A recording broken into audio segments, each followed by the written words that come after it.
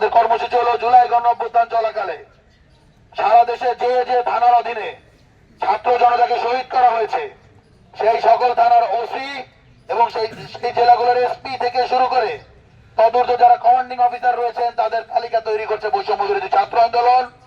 এই তালিকাটি আইসিটি ট্রাইব্যুনালে জমাপূর্বক মামলার সিদ্ধান্ত নিয়েছে বৈষম্য বিরোধী ছাত্র আন্দোলন।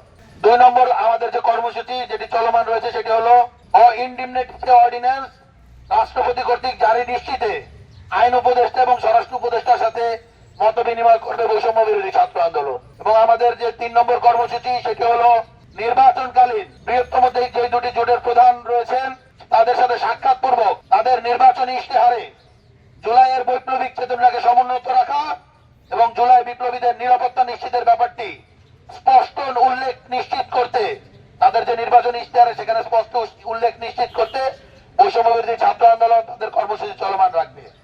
এবং আপনারা দেখতে পেয়েছেন সুরভীদের সাথে মাহাদিদের সাথে কি হয়েছে, তৈবুরদের সাথে কি হচ্ছে।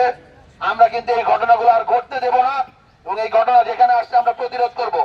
আজকের এই সংবাদ সম্মেলন থেকে আমরা বৈষম্য বিরোধী ছাত্র আন্দোলন যেভাবে জুলাইয়ে ফ্যাসিবাদ বিরোধী ছাত্র জনতার ভ্যানগার্ড হয়ে উঠেছিল, আবারও আমরা নতুন করে সকল জুলাই বিপ্লবীদেরকে বৈষম্য বিরোধী ছাত্র আন্দোলন প্ল্যাটফর্মকে জুলাই বিপ্লবীদের ভ্যানগার্ড বলে ঘোষণা করছি।